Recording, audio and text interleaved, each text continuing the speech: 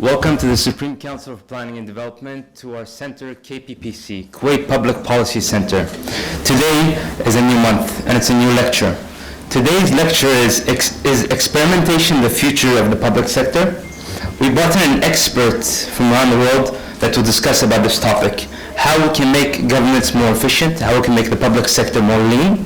And the question today is, or the lecture will explore the future trends in the field of policy experimentation. As a case example, it will focus on the Finnish public sector experimentation framework, which is highlighted by the OECD as one of the world's key examples of systematic level innovation. Today's speaker, Dr. Jaakko Kuusmen, works as a senior advisor at the Demos Helsinki think tank. He's also the adjunct professor at the School of Social Sciences at the University of Helsinki.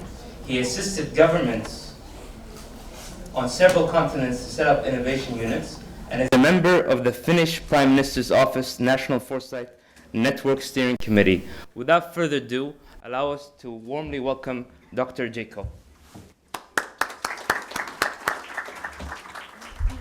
Great.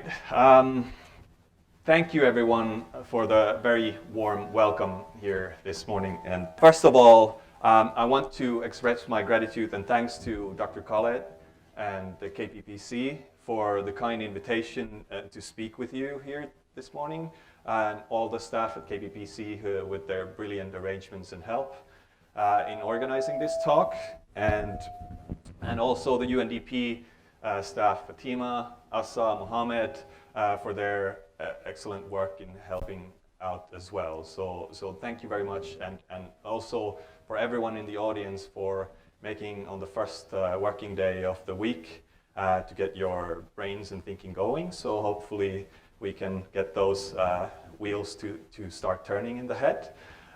So as said, so my name is Dr. Jaakko Kuusmen. I work for Demos Helsinki think tank.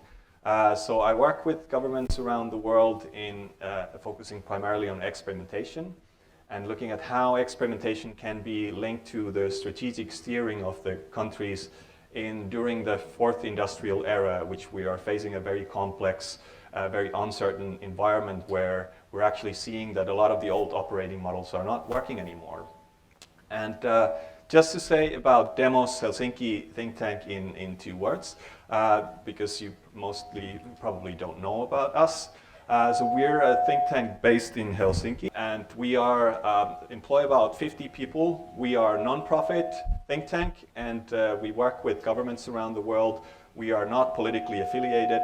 I think there's a feedback loop still going. So yeah, we're not politically affiliated, and we work primarily, for example, on experimentation, and we collaborate especially with OECD on the topic. And if you happen to be in Paris in the OECD meetings in November, you'll see some of my colleagues, and you'll get to join the OECD policy experimentation workshops. So you're all welcome, very welcome there if you are. As to the topic of today, so the question is experimentation the future of public sector? And this is a question that I want to pose to you guys. And I want to share my experiences and our experiences from around the world where we work on the topic. And you get to decide, is it the future for Kuwait? That's the rules of the game. Does that sound fair? Great. Okay, so before we go to the future and the existing trends, I wanted to start from the past. So can anyone tell me what's going on in this image? It's from 10th century, not too far from here. That's right, exactly. Can you say that out loud? Was the discovery of the camera was in a prison? Camera obscura. And so this is and I think Fatma tried to teach me yesterday to how to pronounce the name of the Arabic philosopher Ibn al-Haytham. Yeah, exactly. So this is from the 10th century, an Arabic scholar, one of the first experimenters that we know from the history. So the historical roots of experimentation go very deep in the Arabic culture, actually. And he was a curious mind exploring scientific ideas and exploring and questioning dogmas and written truths about how the world is and how it should be. In this specific example, what he did was actually utilize the camera obscura to test the rays of light and test an old Greek theory about human vision. The Greek theory of human vision was that it's actually our eyes that are sending rays of light to the outside world, and that's how we illuminate things around us. So it's instead of the opposite way around. So there are rays of light coming out of our eyes.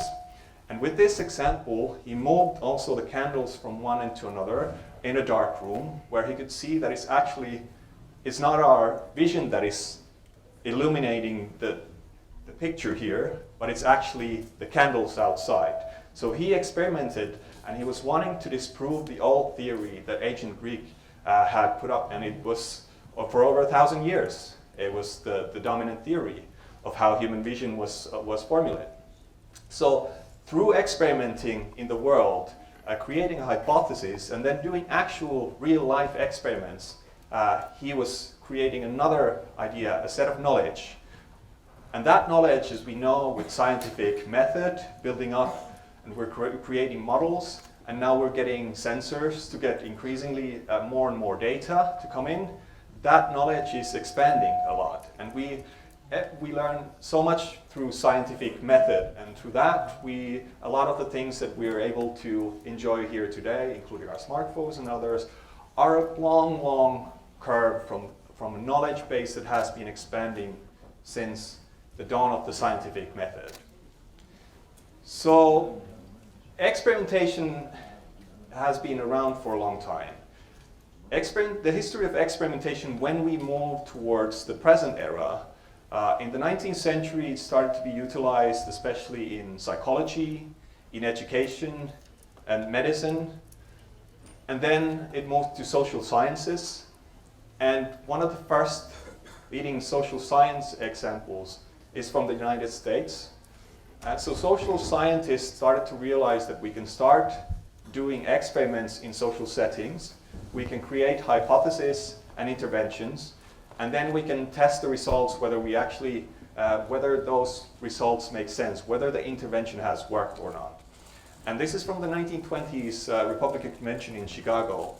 And one of the first social experiments that were done with more rigorous methods, following what some of you might know as randomized controlled interventions, then in this case, they did interventions on certain communities, sending messages to go out and register to vote.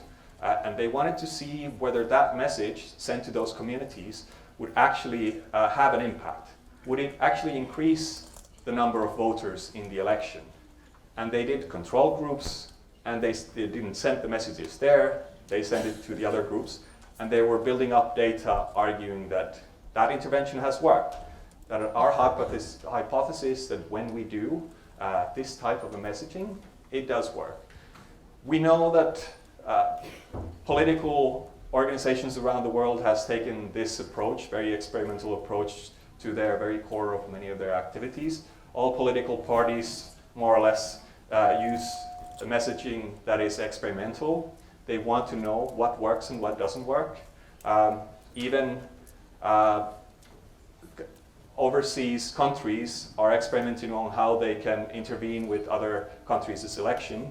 That could be called some type of experimentation as well.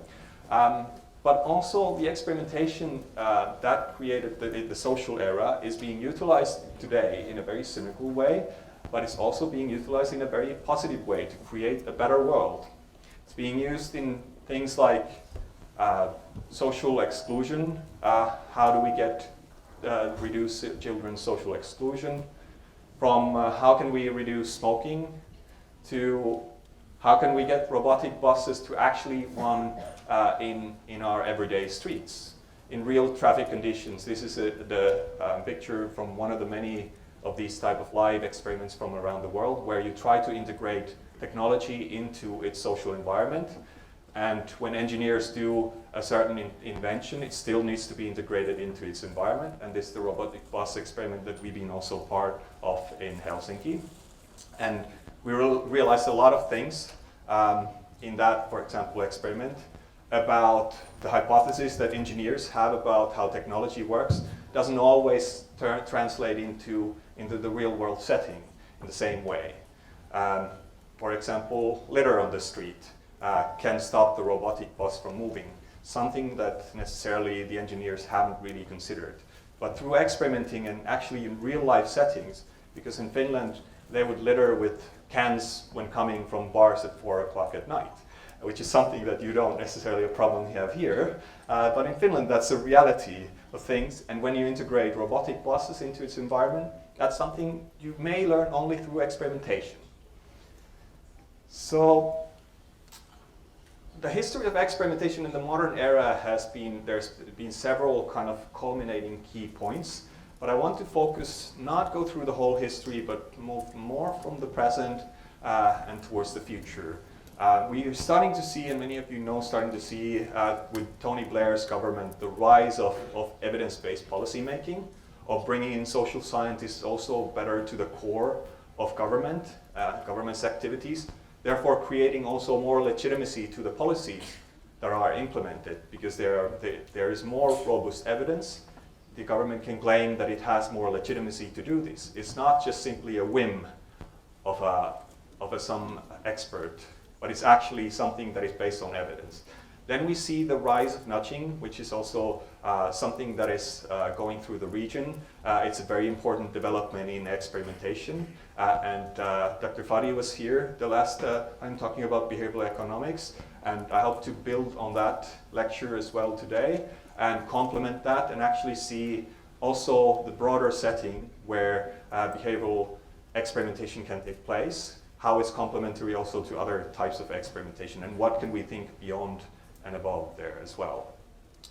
And then the systemic experimentation that is, for example, the case of Finland is an example, as OECD has highlighted. There's a report, and I'm happy to share if someone is interested after the lecture, so please do come and ask.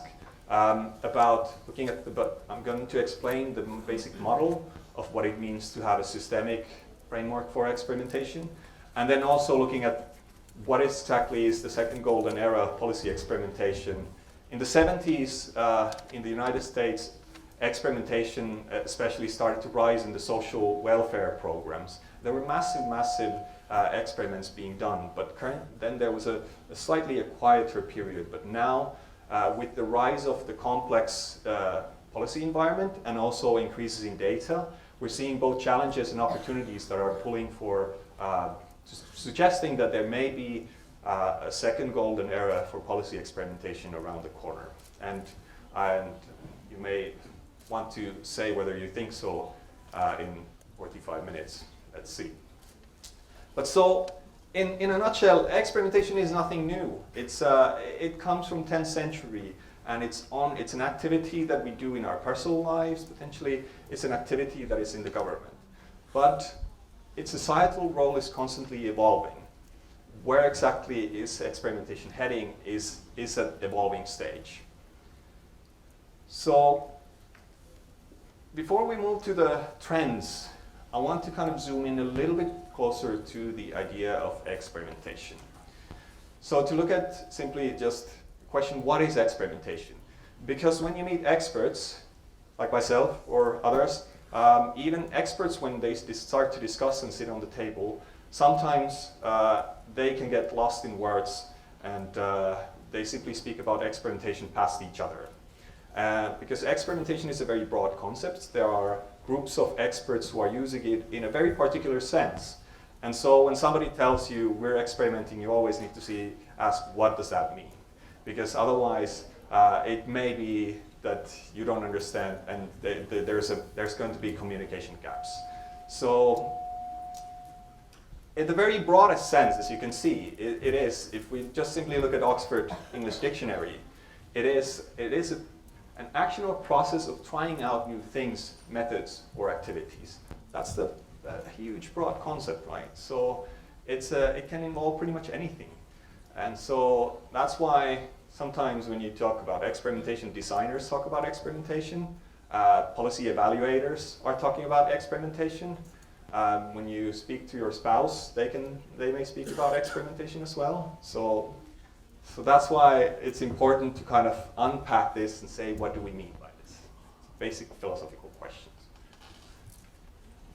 So, but in the arena of public governance, experimentation could be understood at least, at the very broadest sense, have at least 4 characteristics.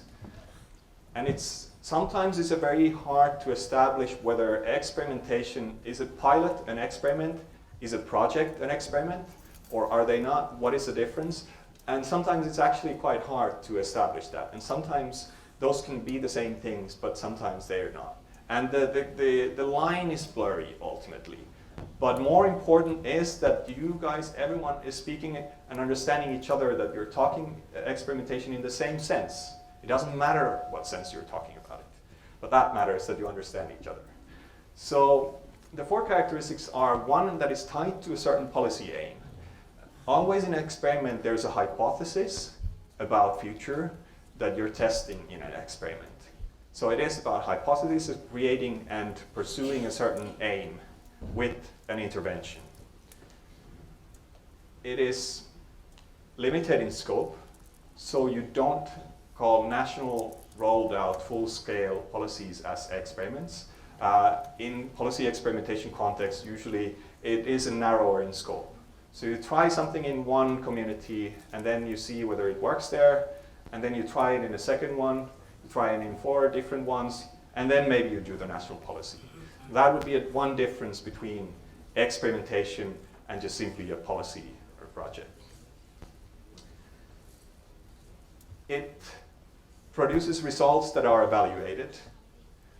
Evaluation here can mean many things, and this is very important here, because when you talk about the gold standard of experimentation, the randomized controlled trials, there's a very, very particular movement of evaluators and social scientists who believe that nothing else is experimentation except for those things that qualify as randomized controlled trials. And that's fair enough.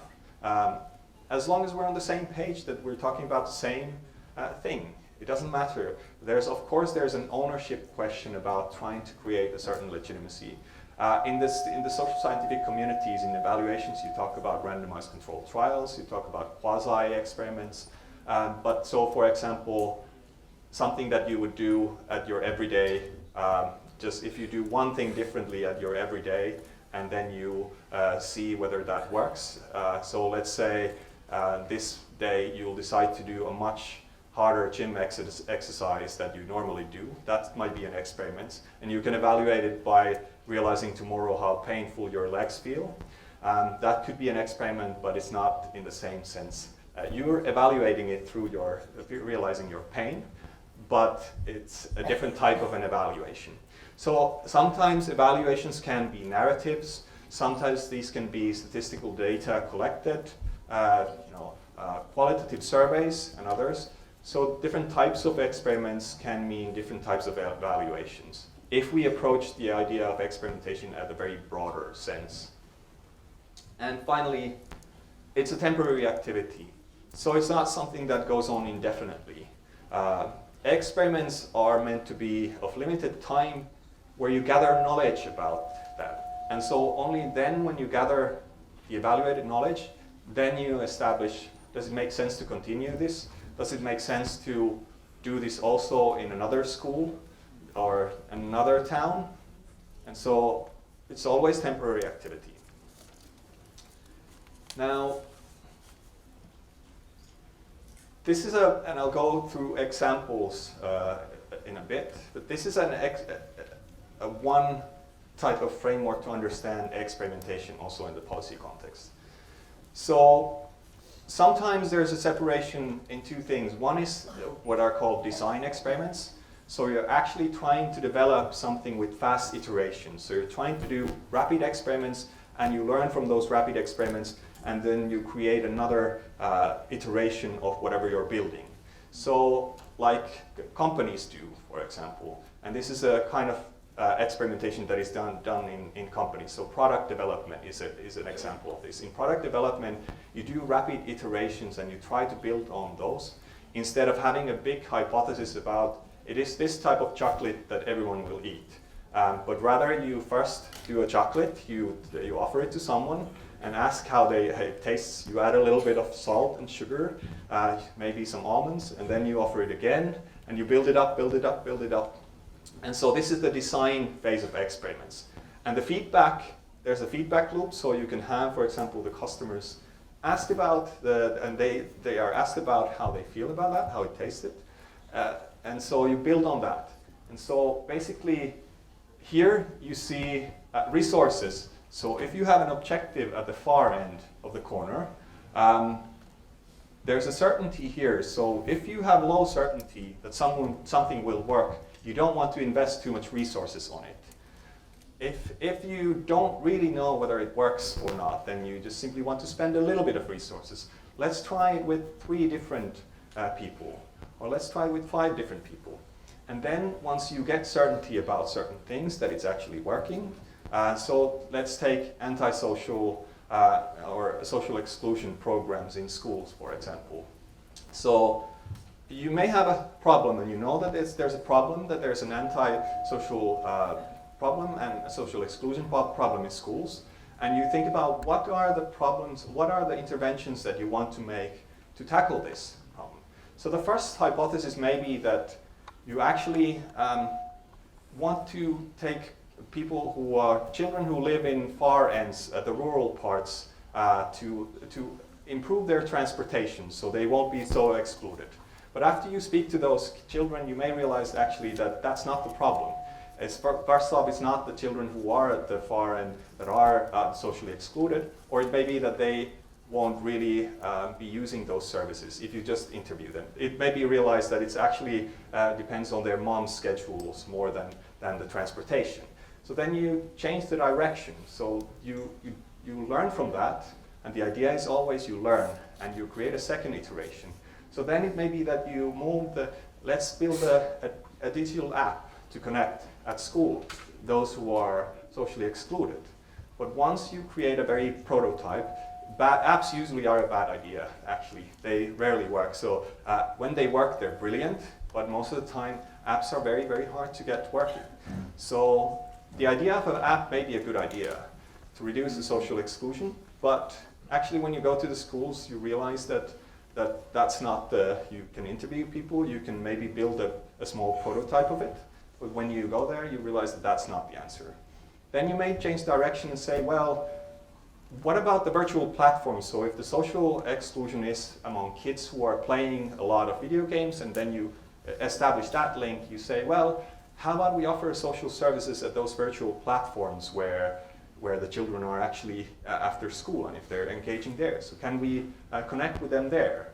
And then if you test that and you get positive results, you say, well, this is a good idea. At least we have one virtual platform, and with our group of, say, 100 children, that has worked and it has gotten positive results. Then you build it up, and you say, well, let's try it at bigger stage if we have positive results. And at some point, you turn from the exploratory phase, where you design things, to a evaluative space. So you effectively freeze the setting, and you say, we're just now collecting data. So we have this operating service of social services at these virtual platforms. We're just going to extend the time and have some resources invested to that. And it's actually realizing that we get more and more data, so we get more and more validity about saying whether it actually works or not. So this is, the second phase is called verificatory phase. So that's the kind of experimentation process that can happen. Sometimes things are killed very early on. Sometimes they're moved to implementation at an earlier, or because you don't need so much resources anymore to validate it. If it's validated in the local context and it's not being transported anywhere else from the local context, it may be fine to just implement it there as well. So the question is about certainty and risk and investment, whether you want to risk it with implementation. So, go. So back to the what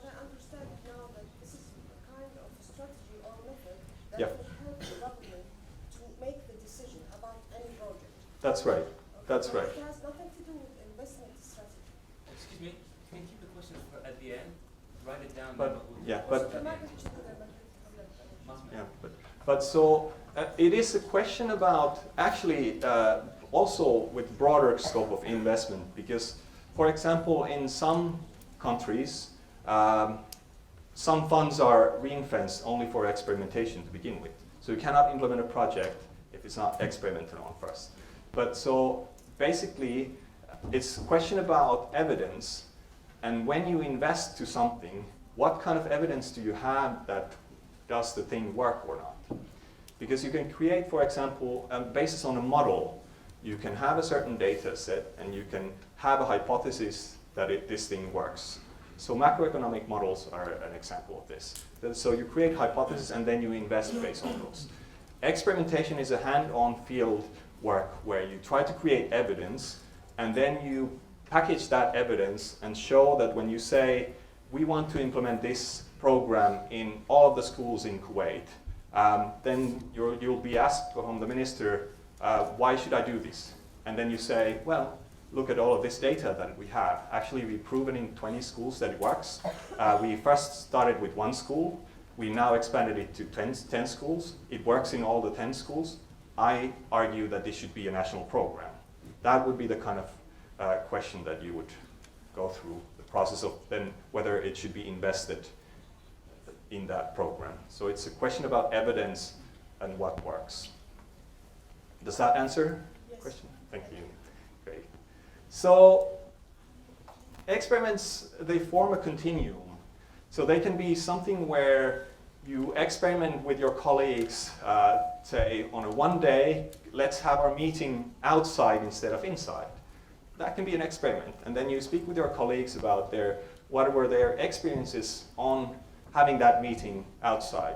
They can say, well, I was confused because there's a lot of distractions, so we don't get so much work done. Or you can say it's a great, every once a month, it changes the setup and changes the dynamics of our work. Or otherwise, that can be an experiment. It can also be something where you focus on one particular problem. Say there's one specific road in the country and one part especially of the road that has a lot of deaths and accidents. This is from Dubai. It's a method called 100-day results, rapid results, where there's a specific policy problem, very, very specific, that is taken as a cross-sectoral challenge. There's a team from different departments that are being brought together, and that team has 100 days and a facilitator to think about how they would crack the problem, how that specific problem should be solved. And they have 100 days to show results that actually what they have done has made a difference in that problem. That's one type of experimentation. You can also have something like nudging, where you set up, for example, food lines in cafeterias, where you change the order of, and this is a very common nudging example, where you change the order of what is being offered in the hope that you actually get them to make healthier choices. So you may do this very, very light intervention. It doesn't necessarily have to cost much, because you realize that it's just simply you send a message to all of these caterers in different schools or different cafeterias in the public organizations to just switch the order to X. And then you collect data and from a broader set of organizations, and then you try to establish whether that has worked, the intervention. Or it can be very, very massive things, like the basic income trial in Finland, where you pick 2,000 individuals, you give them an unconditional free cash for the period of 2 years and see what type of employment effect it has. And so this is effectively a test about what is the welfare system after the fourth industrial revolution. But that's a massive system-wide question. And this is an initial experiment testing the hypothesis that maybe it is basic income, or maybe it isn't. So what they're trying to do is collect evidence about the nature of the future welfare system. So if you can see that there's a continuum starting from your everyday activities at work to a massive, massive system-wide level questions about experimentation. That is the big continuum that experimentation can do. So it's from small to very big. So I guess the lesson here that I want to emphasize is that there are many things that can be called experiments. And they start from what a person does in their everyday activities to very grand societal experiments. So what is important in experimentation is that you test and you learn.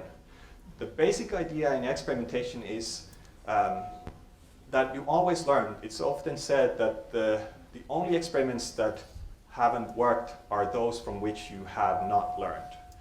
So basically, failure can be actually a learning. It can be that we've tested this and we've failed. We've avoided a catastrophe as a consequence. And this is very hard for public sector. And I know it because I work in very, very different contexts. And we know that the mindset is that you have to have projects where you succeed. And it requires a very mindset change, and it requires a lot of changes in order for it to be an everyday activity. So experimentation, it can sound easy, but in reality, in our everyday, especially work life, it's something else than easy, definitely. So what I would want to ask from you, I know it's a Monday morning, as to Sunday morning to you guys, Monday morning for us, kind of, and to wake up and get those to brain cells going. So I would invite you to speak with the person next to you. Ask, have you ever done an experiment? And if you have you learned something about it? Just take 1 minute to just share your experiences with your person next to you.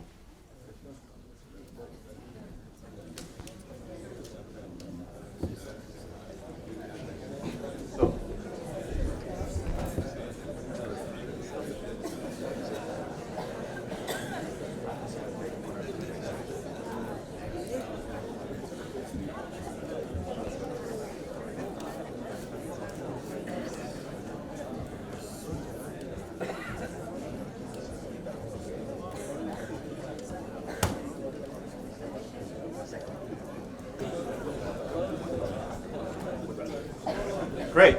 So, can I get someone to tell me if they've done an experiment? So, is there anyone volunteering? No, I was going to talk about this experiment. Oh, go. If do you want to share your experience or? I can share. We have done. You can state your name and the entity you work with. Yes. Bismillah ar-Rahman ar-Rahim. My name is Nasser al-Shamma from KPPC. We have done several experiments, whether it is in the industrial side or in the human part. But I will mention two in the human part which are very clear. The first one is the structured on-job training of our employees.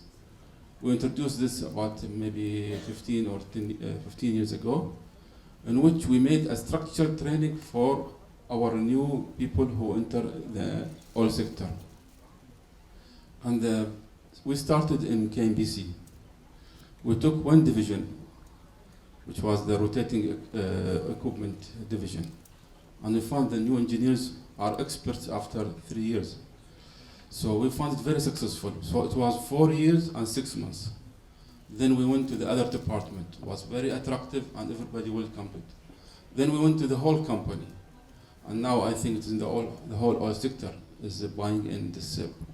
And we found that our what we call them UDs or under development engineers, they are very happy and very reliable, and we can assign actual work for them after 2 years. So we reduce the time now from 4.6 years to 2 years now. This is one example. The other one is our behavior-based safety. To improve the safety in the industrial oil sector, we started to introduce what we call behavior-based safety, in which any person can talk to any person who is doing something in the wrong way, without blame, just reminding him that this is the wrong way. Put your belt, put your harness, put your goggles. And we found that this introduced awareness, and everybody started to do the job in the right way alone, without supervision. So these experiments expanded and became all over the whole sector, which is behavior-based safety. Thank you. So sometimes it's actually it becomes more obvious when we actually think about it that we actually may do a lot of experimentation also in our everyday lives, but we actually don't call it experimentation. So we are experimenters in our everyday life, but we're not necessarily systematic experimenters, or we don't always know that we are actually experimenting. So this is important to also think. And coming to the question about systematic experimentation, so I want to move towards the question about the next golden era for policy experimentation. Is there such a thing in Horizon? And I want to focus on this through the kind of idea of systemic experimentation. And I'll move to the Finnish case example shortly. But so let's start with the question of why I would argue, and I would like to hear from you after the talk, what you think, that experimentation, there's a new demand for it in the current environment for two reasons. One are the challenges in our present environment currently, in the policy environment that we're facing, and you know this from your everyday work. Two, the opportunities that it also provides now, the new type of landscape. And these are general examples and common to every one of you, so I don't have to go through these challenges. We all know that they exist, and in all the McKinsey reports, we know all about them as well, and all the type of challenges that are around the world. And these are global challenges, global trends. And for national stage arenas, it's actually the reality that there is no magic bullet for these. Nobody has solved what should be done, right? So this is something that every country in the world is struggling with. So the opportunities, I'd say, come from increased availability of data that we are starting to have with all the type of sensors that are around us. Obviously, there's questions about privacy as well, but within the scope and boundaries of privacy, and for example, opt-in data systems, that can provide us very valuable data that can improve experimentation. Success stories in experimental approaches like the behavioral insights team and others. Behavioral insights as an example that we are starting to know more about how humans behave and what makes them to behave in a certain way as well. This is something very increasing at the moment. And also the evidence discourse, we want policies to be legitimated by evidence. So before something is implemented, it used to be just the whim of a French king. But nowadays it's the evidence that we want there as well. Because the question is, why are you doing this? Do you have any certainty that this works? And then finally, there's new forms of participation which are coming where we're actually starting to realize that when we bring different stakeholders together, we start to understand the problems better and the challenges better, and also what should be done. One size doesn't fit all. And so there's different forms of participation that can be important. Many of you know about the success stories of Behavioral Insights team, and the fact that, for example, they've been very successful in integrating experimentation and behavioral insights. They boast with 300 million savings over 5 years, and obviously that's something where heads around the world in governments are turning immediately and saying, we want that as well. So I understand. And this is very important. It's a very successful endeavor, and it tells that public sector is not always working very efficiently and effectively. That with little changes, we can save a lot of money. With little changes, we can get more effective policies and services as a result. They've been doing this very effectively with tax collection, penalties, and student enrollments for other things. But at the same time, as OECD, for example, has highlighted that one, nudging and this type of experimentation is not used yet enough. There's a lot of potential still unharnessed, in this type of experimentation, but also it highlights that there's a beyond nudging, we should go and think experimentation. And this is what I want to emphasize on. So instead of going to the deep dive into the behavioral insights and this type of experimentation, I want to expand towards the systemic side of experimentation. So what does that mean? So basically, and I'll show this with the case example of Finland shortly, but the very structural idea would be that on the one side you have single organization point experiments, and on the other side of the scale you have whole society-wide experiments. Experimental results can also be very incremental changes. So for example, incremental change could mean that you save money in all the schools X amount, or you can get better health results so that the children make a little bit better choices in all of the schools. So that would be very system-wide incremental benefit from experimentation. Then the question is about transformative effect. So for example, then when we talk about big changes, transformations, what kind of welfare system or education system we should have in the future? How do we enroll a lifelong learning system for our, or whether it makes sense to actually even have a lifelong learning system in our country? And these are transformative questions. And policy experimentation can also tap into that level of thinking. So basically, in experimental states 1.0, there is a nudge unit that is very effective and efficient. It's serving as the service delivery operator. But in experimentation state 2, it moves towards the transformative experiments, but it also includes nudging and behavioral insights, because behavioral insights are a very important part in all of these type of experimentations. You want to understand often how people behave and how you can transform, but you also want to understand structures and whether structures, what kind of structures overall make sense. So that's another important dimension that needs to be looked at. So nudging can help governments in narrowing the scopes of effective policy delivery and enable evidence-based incremental change. It can be very, very effective in saving. And systemic experimentation helps in strategic steering. So big policy initiatives and the direction of those. Moonshots weren't nudges. So when there was a policy by Kennedy saying we want to go to the moon, that's a systemic level of a goal. It's a very, very ambitious goal. It's a systemic goal that then created an ecosystem of experimenters that were aligned with their work towards one objective, sending the man to the moon. So this can be, the systemic experimentation is focused on very, very ambitious goals, ambitious, systematic, societal, strategic goals.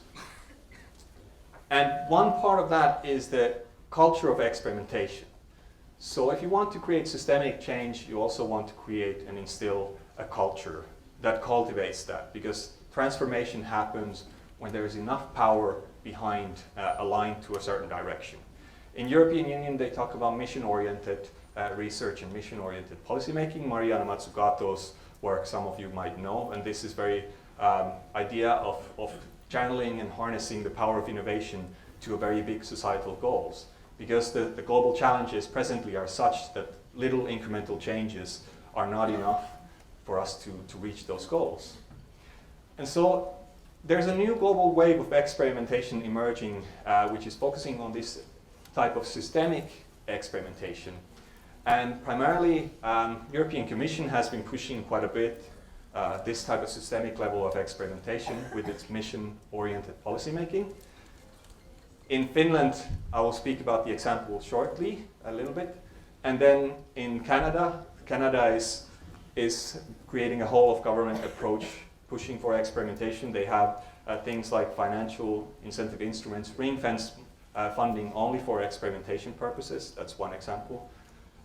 We work now with the UAE government to create the next generation experimentation framework for them. They have very, very ambitious policy goals, purposes as they would call them, and missions.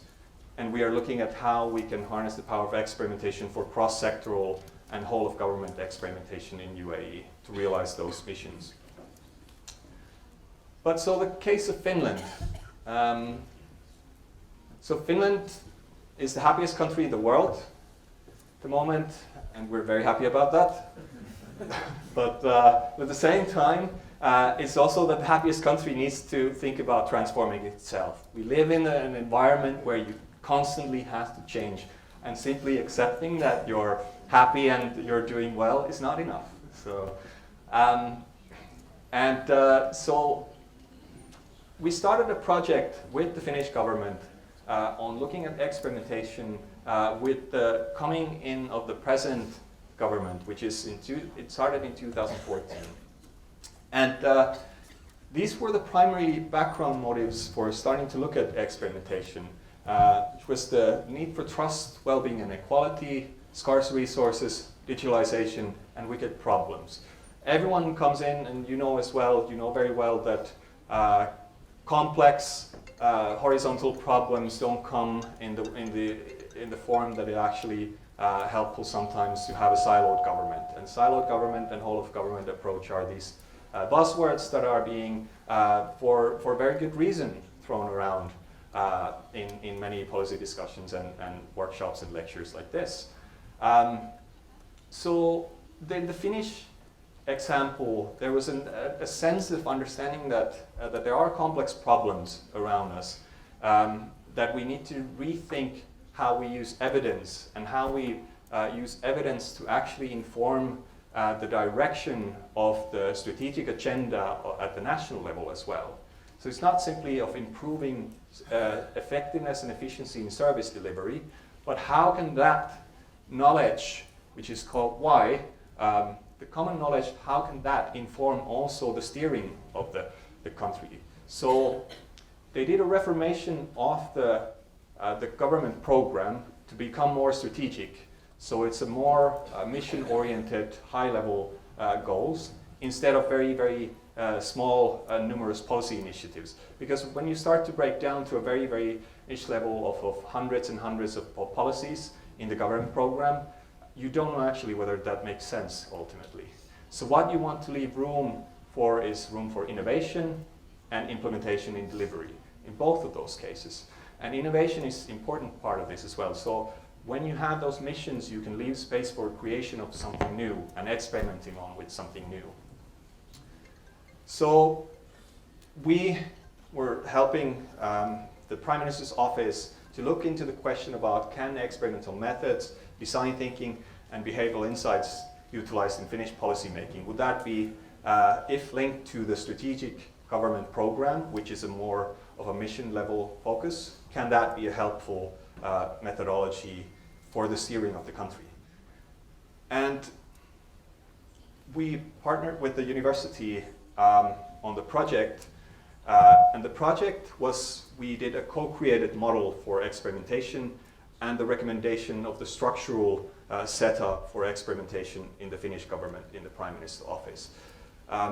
The co-creation methodology involved wide benchmarking of best practices around the world, then doing a lot of interviews with targeted key people at the very high places of government, but then also creating workshops for mid-level, low-level senior civil servants as well, to look at what their opinion and what are their experiences about what are the challenges and how can experimentation be helpful in the government. Because, and then based on that work, we created a model which is presented here. So won't go through this necessarily in all the details, but this is, so it's highlighted in the OECD report on systems change. And if somebody's more interested in the particularities, then you'll find the information there. But basically the idea is that you have a process where, and this is a model that the Prime Minister's office recommends for all the ministries to use in their policy experiments. So the idea is that you have a problem. Each ministry has many problems, challenges that they want to address. What they do is you have an open application period for experts and best practices. You try to bring best minds in the society to contribute in the academia, in NGOs and other places, to hear them out to begin with. Then, because sometimes it can be, for example, we have an experimentation on arts, combining arts in health. can art be helpful in creating health and improving health delivery services? So in that context, art, culture, and art organizations and health sector are very far apart. They even speak the different language. So what we did were, at the early on, brought the two together, because this was an objective of the Ministry of Social Affairs, was to see if arts can be integrated into health services in a way that it can improve service delivery and also create well-being, better well-being.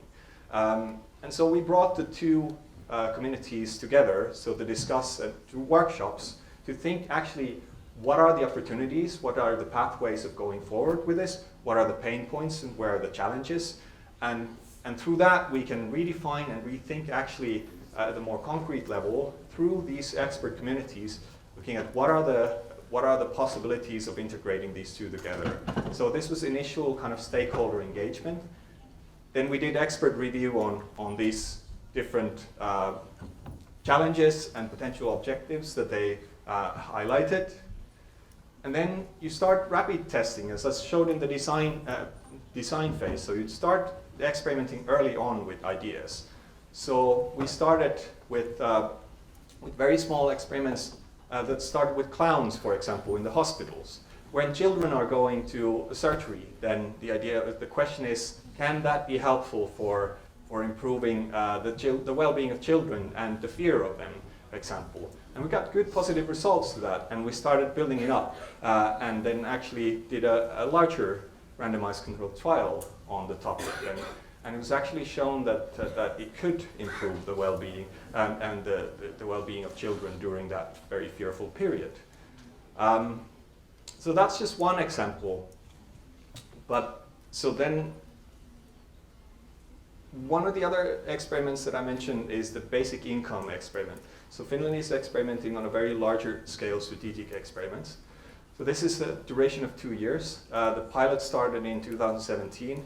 There are 2,000 participants in the experiment between ages of 25 to 38 and 58, and you get an unconditional sum of 560 euros per month for the duration of 2 years.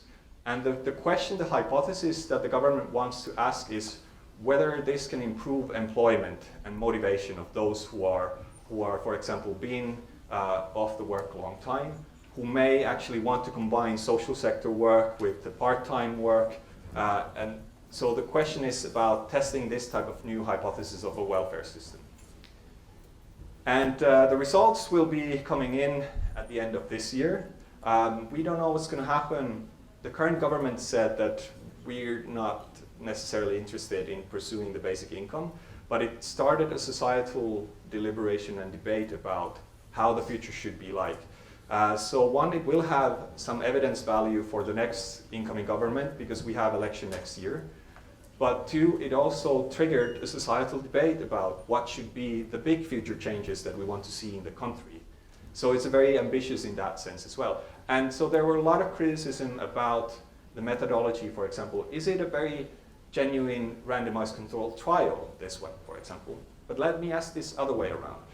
If you want to implement a very grand societal scale structural change, would you want it to do without experimenting on it first?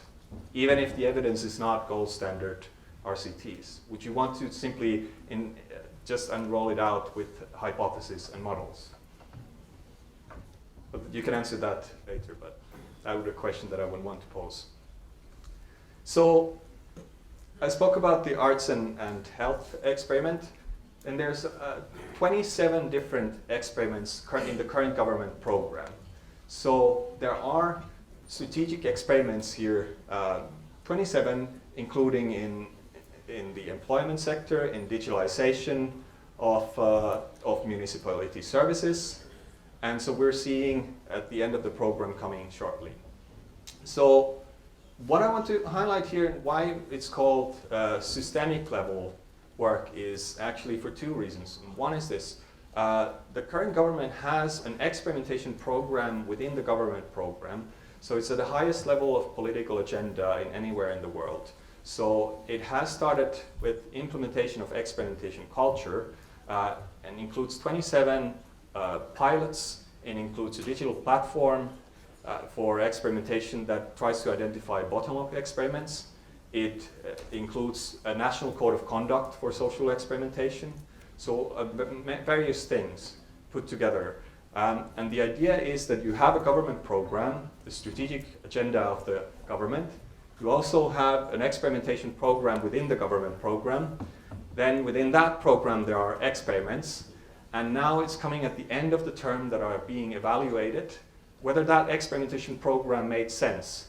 And then the next government can decide what is the strategic level at which experimentation should have in the national governance and national steering of policy. And so here are the different things that are going on. So there's an experimentation model that we work with. We've helped them to create the national code of conduct as well, and the digital platform from bottom-up experimentation. There's an experimentation program, experimentation in legislation, so we provided new legislation for experimentation. And there's a portfolio of 25 plus strategic experiments, and a decentralized network that also includes sectoral innovation labs and sectoral experimentation units. So one example of this is that we're working now with the National Agency for Education in Finland. And Finland primary and secondary education is one of the leading in the world. Now we're starting to see Asian countries going past us actually. So we're realizing that we have to transform the system as well. And so we are working with the national agency to develop a national model that empowers the teachers at the very grassroots levels when they have good ideas and they actually know what works in their schools. We're developing a model, a network model, where empowering them and helping them to actually do very rapid tests in their school environments. And then if those tests work, they can start to build up and like the design experiments. And maybe one day those single teachers have been in charge of creating a national policy. Who knows? So that's the idea of empowering the people at the grassroots as well with experimentation. So experimental state Kuwait. And the question is here that what exactly Kuwait would ideally achieve with experimentation. And this is up to you guys really to decide. Now, Vision 2035, it sets out in Kuwait to transform government institution, accentuates values, safeguard social identity, achieve human resource development as well as balanced development, providing adequate infrastructure, advanced legislation, inspiring business environment. These are all big societal goals, ambitious goals, but not unreachable goals, right? What those mean in more concrete terms and how do we get there is another question. So basically, experimentation is a tool.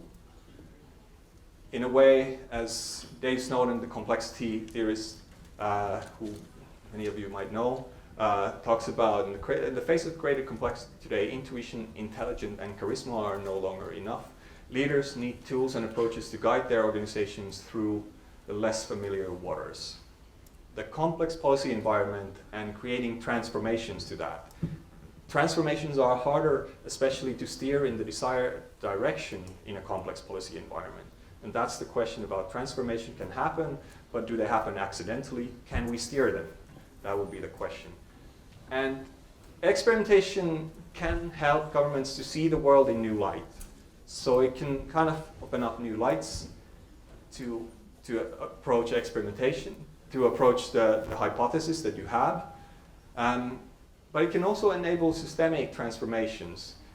It can be the triggering points of testing parts of things about, say, 22nd century mobility system, 22nd century education system, 22nd century employment model. So if you want to work on a system of education where you say you want to expand a lifelong learning education system, you don't enroll it out at once, but you look at little parts of it and see if that makes sense to implement. Does it make sense to have vouchers for adults to start educating themselves at certain stages? If it does, for how many? How much does it would cost? How big and etc. So you want to have that type of kind of, at the same time, test these pockets and build transformations with experimentation. So it's from puzzles to paintings, is that you want to actually not do simply small service delivery and efficiency, where the puzzle is already being painted by someone else, but you can actually turn it around and use experimentation to paint that picture. So that's the kind of power that it can potentially have, experimentation, if harnessed and linked to the strategic steering of the country, so at a very strategic level.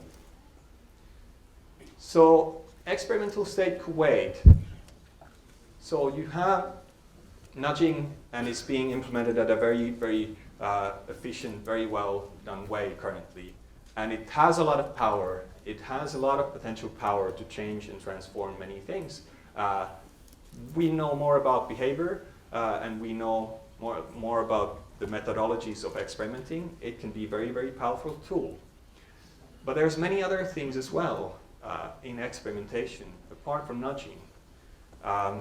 Many of the things which are currently being implemented in governments around the world, including, as I spoke about, culture of experimentation. In Finland, there's a day of failure that is celebrated in the government, for example, as part of the. There's a godfathers, godparents network of experimenters. That's part of experimentation culture. There are incentives and mandates. As I said, in Canada, there's ring-fenced budgets for experimentation. There's capacity building. There's large-scale policy experiments. So the question is, for you guys, is effectively, you're already doing nudging, you're going there for beyond, but what's the next level of experimentation you want to do?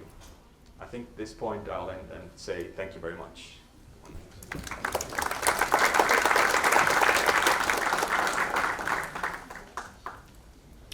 Thank you, Dr. Jaco, for a very interesting presentation and shedding light on the concept of experimentation and providing a fresh perspective.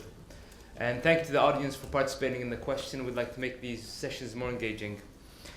Now we'll go towards the section of the questions and answers. We'll have 20 to 25 minutes. Please state your name and the entity you represent. We'll go with the first question. Can we have a microphone? Front row. Okay, Dr. Kuzman, thank you very much for a very interesting and stimulating presentation filled with lots of examples. A couple of questions quickly. First of all, my name is Sameh El-Saharti. I'm the program manager for human development at the World Bank. You mentioned a number of things in your presentation: experimentation, randomized controlled trials, exploratory approach, and so on and so forth. And one thing that we struggle with when it comes to experimentation is the internal versus external validity. Yeah. Randomized controlled trials, you ensure that no confounding factors are at play here, Yeah. to ensure that the result that we observe can be attributed to this intervention. Yeah. In experimentation, however, with reiteration, that means you're changing the intervention. So the first question, how you can attribute any subsequent results to the intervention in the first place if you have constantly changed it. Second question is how this is different from operations research, implementation, research, implementation. So there are so many terms that can convey the same approach. Thank you. Yeah.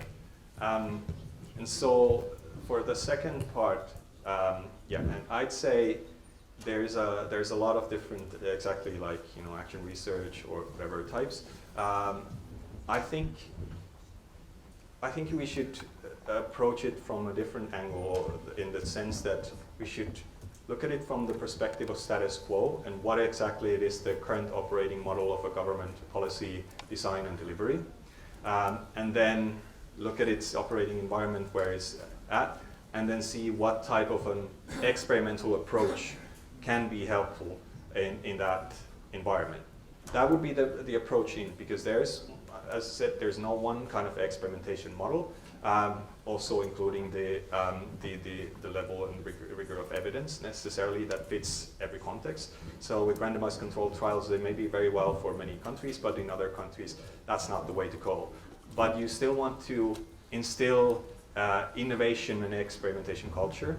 And there, I think that whatever the model that will be an improvement to the status quo is fine, right? So then the question is about what model works. And there are many different names, there are many different methodologies, and there can be actually a cluster of methodologies using one government and one context as well. Like, I know that the UAE, for example, where we work, they work with behavioral insights, they have a lot of nudging experiments in health and other education contexts. At the same time, where they're working with the rapid results methodology, which is very different from randomized controlled trials.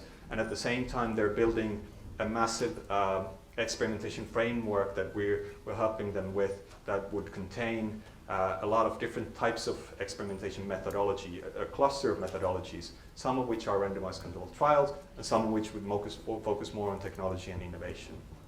And I think then for the first one, if I understood correctly, then that relates to the building of evidence, right? Yeah. And so, and to like leaving out the very technicalities, I'd say in general terms that it's always becomes a question about risk, evidence, political window, and what you can use to influence, right, someone.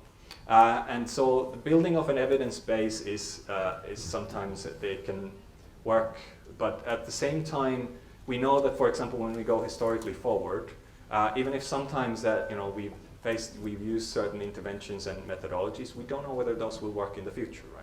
So in that sense, the experimentation has it has a lot of validity and it can bring a lot of knowledge, but at the same time, especially when we take the temporal view on things, it can be useful there, but we have to admit that it's very limited in the same way. But at the same time, again, turning things around, again, it's the best of the incomplete things that we have in many ways. Thank you for a very interesting presentation. My name is Marwan Salama. I entirely agree with you. Experimentation is necessary, and I'm sure the world has progressed over the millennia through experimentation. However, I shall play the devil's advocate. Good. Experimentation, by its natural definition, is a micro exercise. And this means that it can be endless experiments in the public sector can become a bonanza for the bureaucrats to spend and waste money. Where does the cost-benefit analysis come into this? Evaluation to control the runaway experiments, especially in terms of selection of objectives. Logic states that the selection should start from the top, that is at the macro level, which you correctly point out are the main policy. And then who decides those? We come back to the French king. Yeah. Exactly. So one also has to keep in mind that one should avoid reinventing the wheel. There are zillions of experiments being done all over the world, and one can avoid the cost and the blood, sweat, and tears of experimenting by learning from other experiments, taking the net result, as we do in science and industry and everything else. This is basically it. Thank you.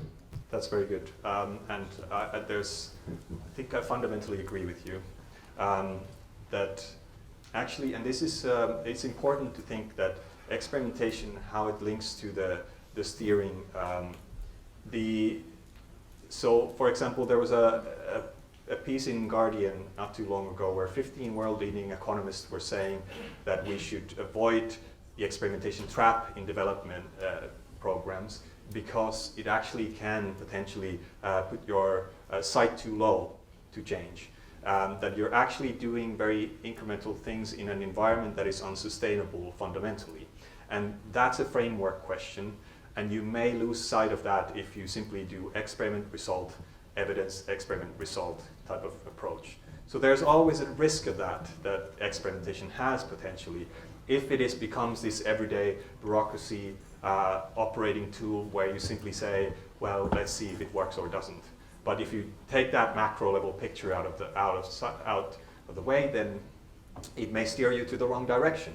So it is always have to be looked into the broader context, and exactly as you pointed out, then comes a question who sets up that broader context and those kind of parameters and the direction of that.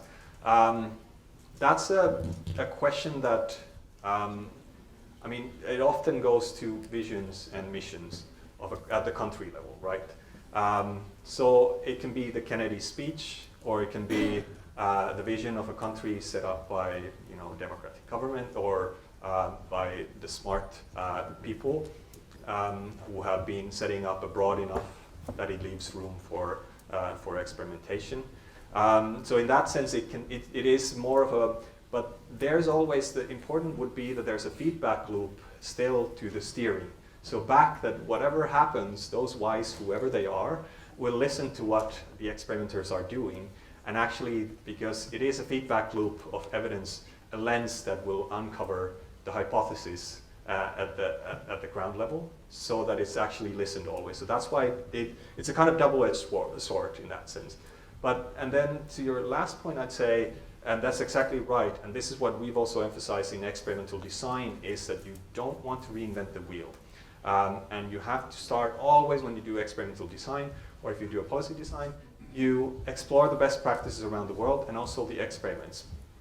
We also know from experimental and experimentation that not everything that works in elsewhere works in here, or the opposite way around. So at the same time, you get the best evidence base, and then you see how informed you are as a consequence, and whether that leaves still something that should be experimented on. So I think educational context is quite a good example that a lot of educational database is building up and through experimental design, but at the same time, educators are quite often then taking those best evidence, but they're still doing the experiments nevertheless in their own context before rolling it out, for example, as a national policy. So that should be integrated into the experimental design. And then you may decide that it's actually the other way around, it's somewhere else that you may want to go based on your best guess at the moment. Does that answer too? Thank you. Thank you. Thank you, Laurent. Next question, far behind. Thank you. Thank you very much for a very informative and timely, actually, lecture. My name is Mona Bseiso. I work as Economic Investment Promotion Consultant for Kuwait Direct Investment Promotion Authority. You ended up with this unlock the system potential of experimentation. I'm thinking about Kuwait. It is very timely because Kuwait is now at a point where it is going to develop its roadmap for innovation, which is very much related to what you're doing. But I would ask a question, maybe common sense to me, is what are the requirements to try this in public policy in Kuwait? Are there any requisites? Like, for example, we talk about innovation ecosystem. What about that? For example, the degree of citizen engagement, isn't that very much related to, and according to, and other issues, to make it effective and really a potential tool in public policy? Thank you. Okay, very good. Thank you for that. And those are important questions. And those are questions for any particular policy system to answer. So there are things like physical free zones, for example.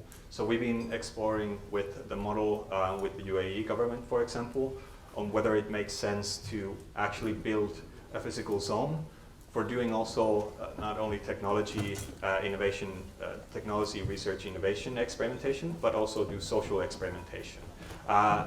That's something that is an explorative endeavor, but that validation of whether that makes sense or not depends on a variety of contextual factors, which those who work in the context know best.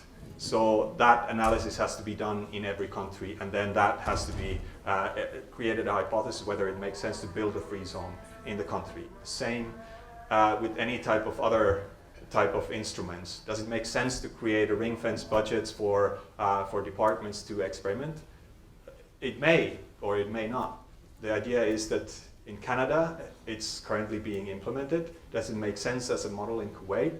Maybe or maybe not. The budget structure may be completely different, but you guys know that, and that should be explored then. If can be a hypothesis whether it makes sense, but there are these different kind of angles in towards a systems approach to experimentation, then there are different parts to it.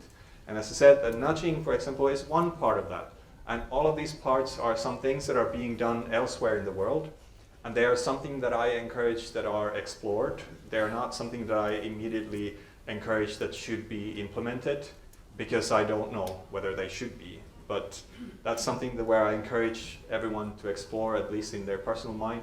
And then if it makes sense to push it in your organization and try to create a movement towards those things. Excellent, thank you. Any more questions? Yep, gentleman front row. Thank you very much. Hissam Arman from the Kuwait Institute for Scientific Research. I have a quick question. We read a lot about nudging and how it has been effective in changing the direction of policies at different levels. You mentioned you differentiated your work regarding to by pointing out to the system level type of experimentation, talking about large scale, and you gave the very good example we were very excited to hear about, which is the basic income experiment.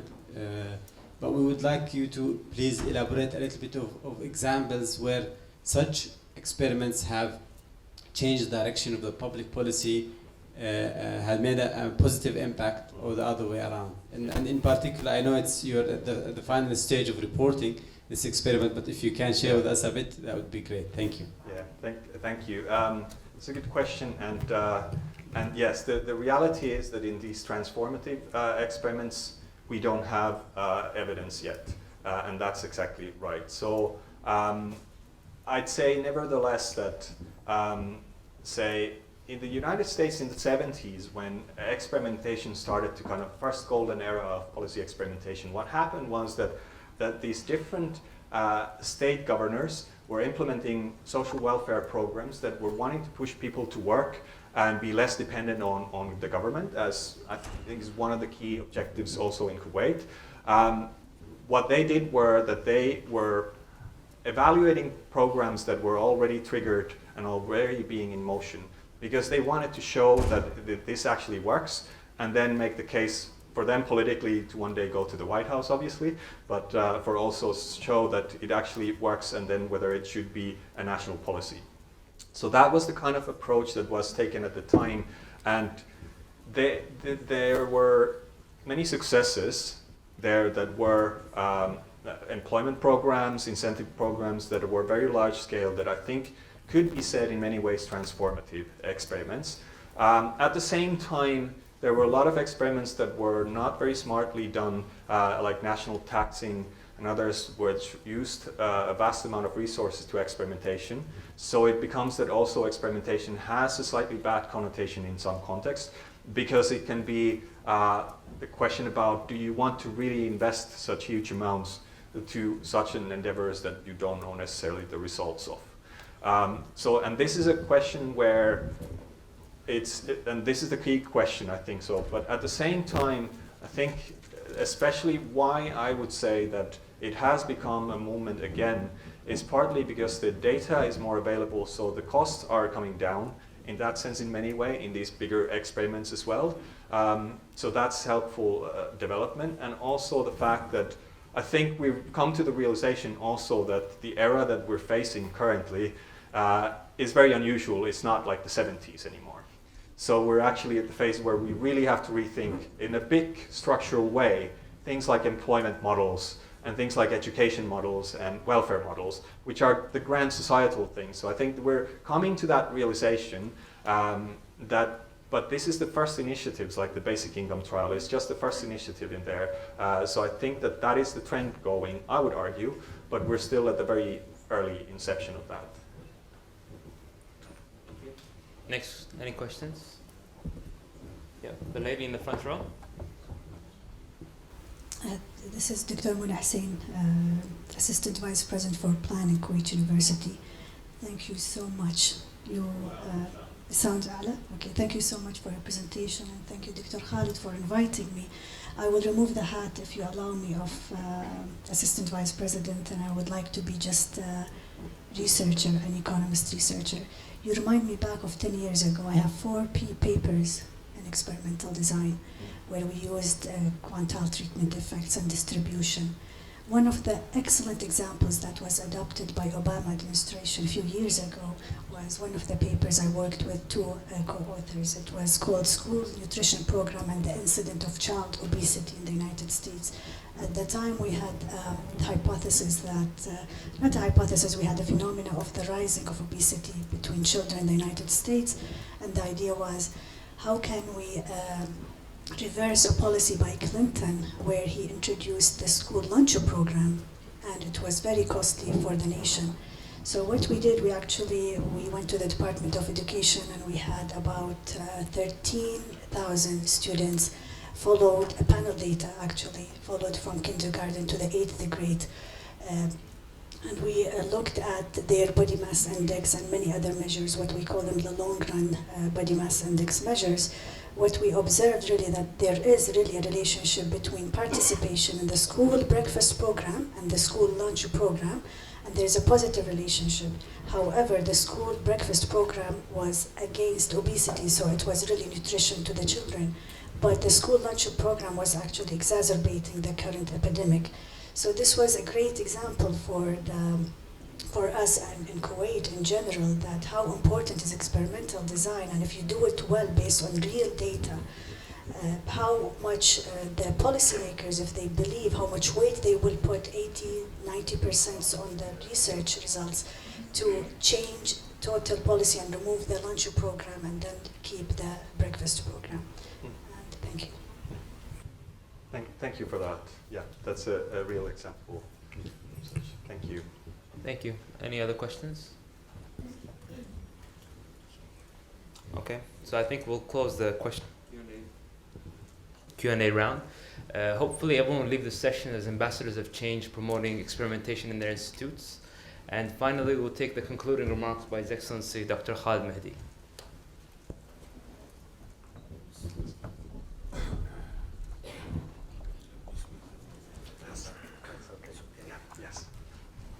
Thank you very much, Dr. Yaku, for a very interesting speech, presentation, as you take us to the next level. We used to talk about nudging, now you want us to take the leap to systematic experimentation, or stage 2. That's quite ambitious. Let me run the nudge first. With a low B and C benefit cost ratio, otherwise I will be accused as a bureaucrat wasting money. We will not. We will make them as inexpensive as we can. ألف شكر لكم صراحة. المحاضرة اليوم كانت من المحاضرات اللي تدخل في عمق ما نعمل فيه في مركز الكويت للسياسات العامة. احنا بدأنا مجموعة من الانترفنشنز او مجموعة من الاختبارات في النج بالتعاون مع الامريكان يونيفرسيتي اوف كويت ومع بروفيسور فادي مكي، وعندنا ايضا توجه الى ان نتابع في هذا الموضوع. ما راح يكلفنا شيء هذا الاكسبيرمنتيشن، لان في طلبة هم اللي they will run الانترفنشن. ما اقدر اقول لكم شنو الانترفنشن لسبب ان هذه الاكسبيرمنت بعضها need to be done بطريقة معينة والإعلان عنها يتم في وقته. صراحة العرض اللي قدم ودي أنوه على شغلة. احنا الOECD لله الحمد اعترفوا في مركزنا كأحد المراكز الببليك بوليسي، وهذا شيء طيب ان احنا نكون موجودين في نفس الخارطة اللي موجود فيها مراكز السياسات في العالم.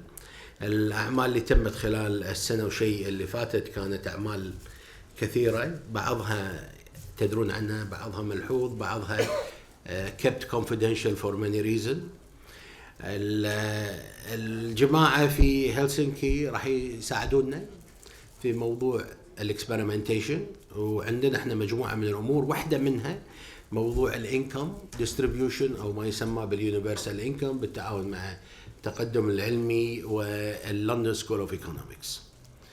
في النهاية أحب أشكر الجميع التواجد معنا حتى النهاية، وهذا شيء طيب، واهتمامكم، وإن شاء الله في عندنا سلسلة من المحاضرات راح يتم الإعلان عنها في هذا الموسم من موسم محاضرات مركز الكويت للسياسات العامة، وألف شكر لكم.